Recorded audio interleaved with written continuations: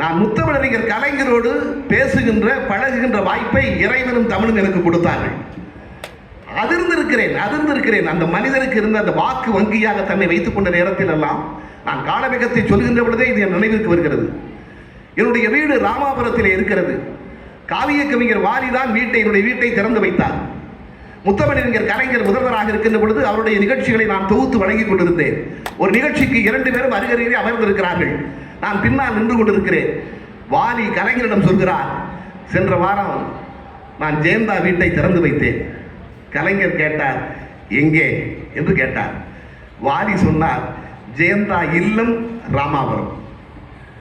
ராமாபுரம் என்றால் உங்களுக்கு தெரியும், அது எம்ஜிஆருடைய குறியீடு என்று கூட நீங்கள் எடுத்துக்கொள்ளலாம். ராமாபுரம்னாலே எம்ஜிஆர். வாலி ஜெயந்தா இல்லம் ராமாபுரம் என்று சொன்னார். நொடிக்கு நொடி வாழுகிற தலைவன் அல்லவா. இல்லம் ராமாபுரம் என்று வாலி வாய் மூடவில்லை. உடனே கலைஞர் சொன்னார், உள்ளம் கோபாலபுரம் என்று. அதிர்ந்து விட்டேன். அதை நினைத்து பாருங்கள். ஒரு நொடி எப்படி சொல்ல முடிகிறது?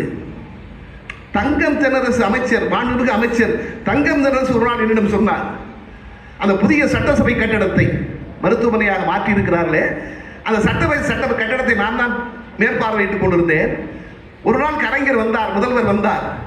அங்கே தொந்தரவு அதிகமாக இருந்தது. இவ்வளவு ஈக்கள் இருக்கின்றன, உடனடியாக நடவடிக்கை எடுங்கள் என்று சொல்லிவிட்டு போய்விட்டார். ஒரு 10 நாள் கழித்து வருகிறார். நான் நின்று கொண்டிருக்கிறேன். அப்பொழுதும் குறைவித்த பாடு இல்லை. தலைவர் என்ன சொல்வாரோ என்று பயந்து கொண்டிருந்தேன். அவர் ஒன்றும் சொல்லவில்லை. காரிலே ஏறிவிட்டார். அப்பாடி தப்பித்தோம் என்று நினைத்தோம். ஆனால் காரிலே உட்கார்ந்த பிறகு அரசு இங்கே வா என்று கூப்பிட்டார். பக்கத்திலே போய் நின்றேன். உடனே சொன்னார், நான் MLAக்கு தான் கெட்டுறேன், MLEக்கு கெட்டல சபை. MLAக்கு தான் சட்டசபை கெட்டுறேன், MLEக்கு கெட்டல, சரியா கவனி என்று சொல்லிவிட்டு போனாராம். அந்த உச்சரிக்கிற திறன் பாருங்கள். அதாவது அதுதான் ஒரு நொடிக்கு நொடி வாழ்கிறவன் மனிதன் என்று சொன்னார் அல்லவா புத்தர். அதுதான் அவர்.